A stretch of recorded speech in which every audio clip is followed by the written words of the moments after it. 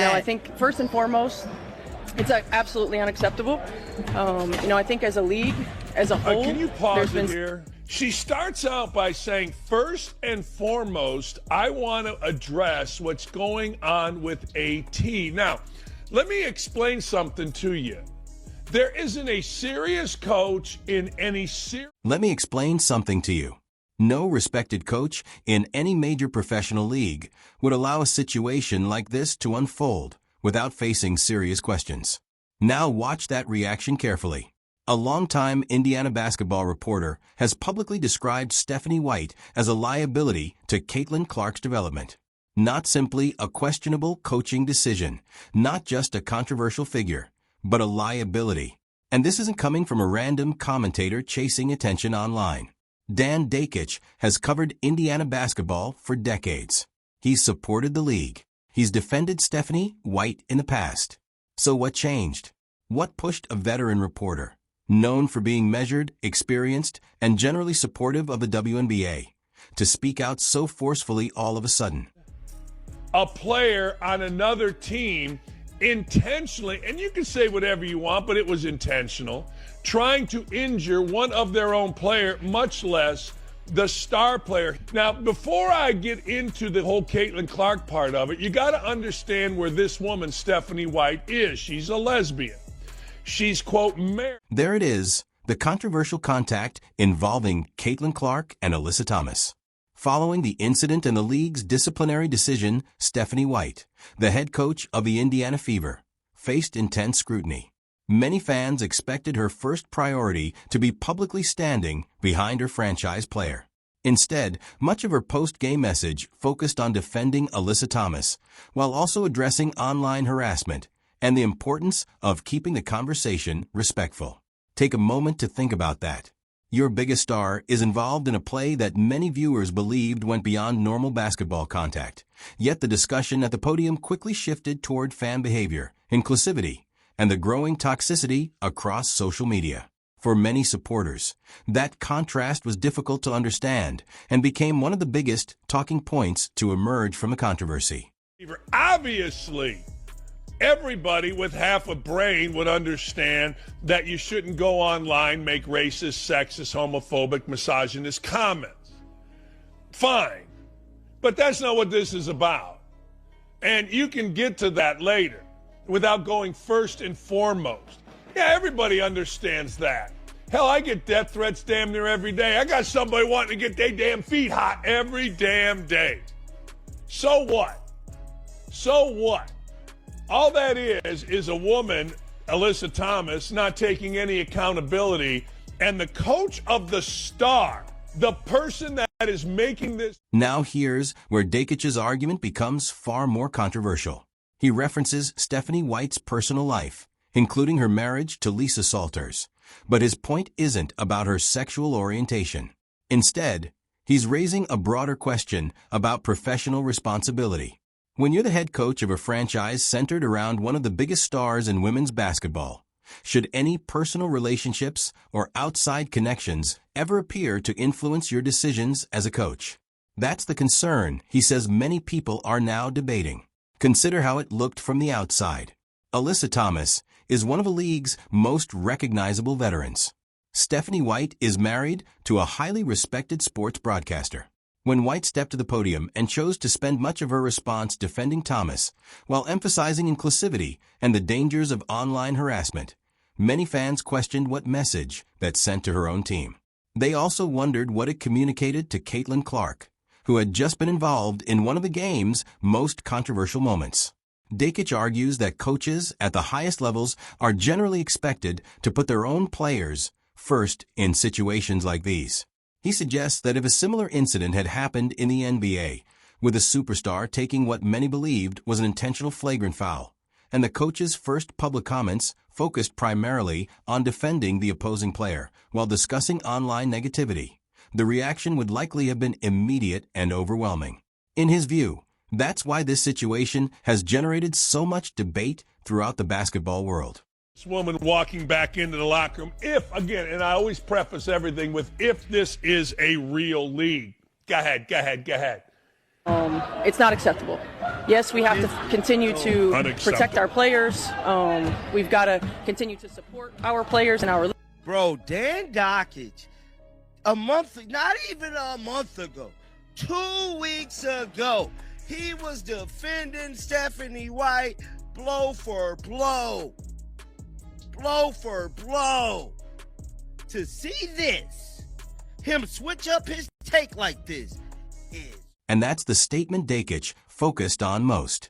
He argued that Stephanie White's comments placed a strong emphasis on the WNBA's broader social mission, including supporting marginalized communities, at a moment when many fans expected the conversation to center first on the on-court incident and the well-being of her franchise player.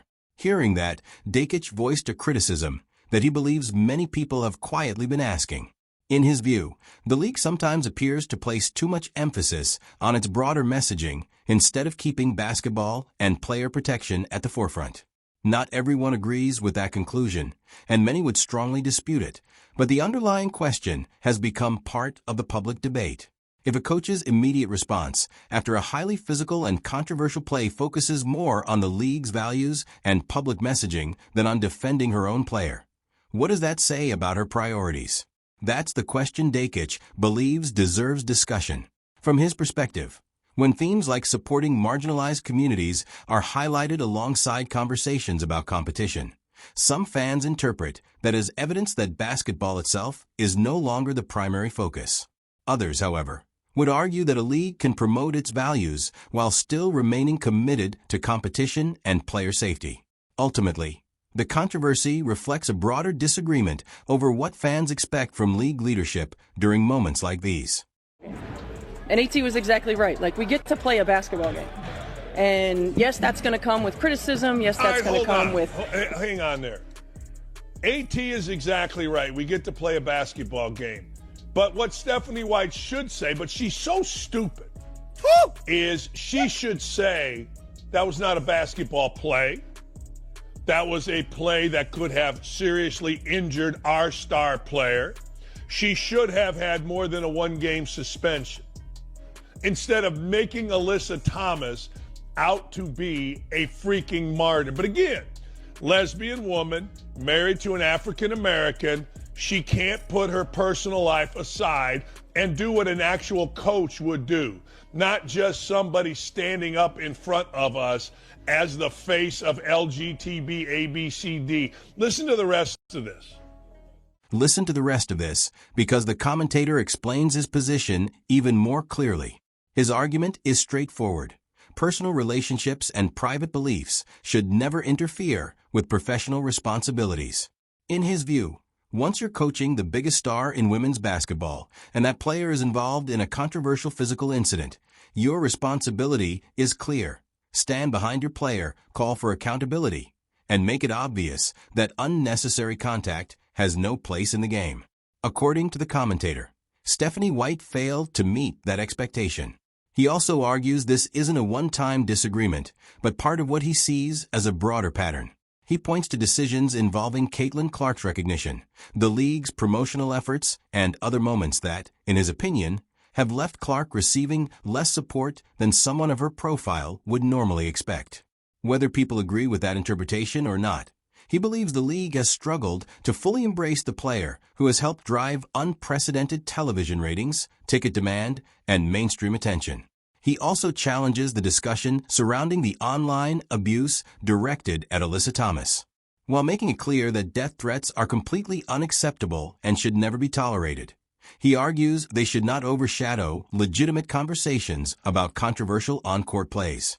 In his view, the public reaction grew because millions of fans watched the incident unfold on television and formed strong opinions about it. He believes those discussions about the basketball play itself should remain separate from condemning the abusive messages directed at any player, emphasizing that both issues deserve to be addressed independently. Players and teams, that is going to come. But it's not hard to not be a jerk. And if you are one of these people that are online doing this, do not call yourself a WNBA fan. Our league is about inclusiveness. Our league is about competition. Our league is about elevating women, elevating marginalized communities, including and being inclusive of Hang on. So that's what I'm saying. Our league, competition is kind of in the middle of it. That's what your league is about. Your league is about elevating marginalized communities. So you've said exactly what I have said. This league is run for and by lesbians, angry African-American lesbians. If you want to go to a marginalized community, there's your number one. Pay close attention to how White presents her argument. She says that people are using the league and its players to push divisive agendas. But the question the commentator raises is this: who is actually creating the division? Is it the fans who are upset because they believe a star player was on the receiving end of an overly physical play and the discipline wasn't strong enough? Or is it the coach who shifted the conversation toward inclusivity and online behavior instead of focusing primarily on the play itself? According to the commentator, that's where the biggest disconnect lies. He argues that the WNBA wants the benefits that come with a transformational star like Caitlin Clark: higher television ratings, larger sponsorships, greater media attention, and growing fan interest. At the same time, he believes the league has struggled to accept the intense scrutiny that naturally comes with that level of popularity. His view is that fans expect open discussion and accountability when controversial moments occur, while league officials often emphasize the need for respectful dialogue and responsible public discourse. In his opinion, balancing those two goals has become one of the league's biggest challenges, and that's why the debate continues to grow. You stand 10 toes down. They ain't, like, what is you saying, bruh? This is what you signed up for. And this is why people do not take this league serious. Because they can't even take comments serious when it comes to the way this league is run, when it comes to the way people criticize them. They always want to play the victim. Get down in the comment section. Let me know y'all thoughts about this. Be sure to hype the video, like the video, subscribe to the tribe. Till next time, shake the haters off, and thanks again. Here's why this moment carries so much weight. Dan Dakich is exactly the type of established voice the WNBA has long hoped to have in its corner. He's been part of Indiana basketball for decades, covering the game with first-hand experience. He's not a social media personality chasing attention or someone commenting from the sidelines. In fact, just a couple of weeks earlier, he had publicly defended Stephanie White. Now he's openly criticizing her and questioning whether the league's leadership is putting basketball first.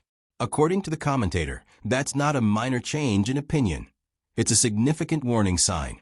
He argues that when respected media figures who have historically supported women's basketball begin expressing serious concerns, it suggests the league may have mishandled the situation. In his view, losing the confidence of longtime supporters is far more damaging than facing criticism from people who were never invested in the league to begin with. He also believes Caitlin Clark has found herself at the center of a much larger conversation that extends well beyond basketball. From his perspective, Clark never sought to become the focus of every debate. She simply wants to compete at the highest level.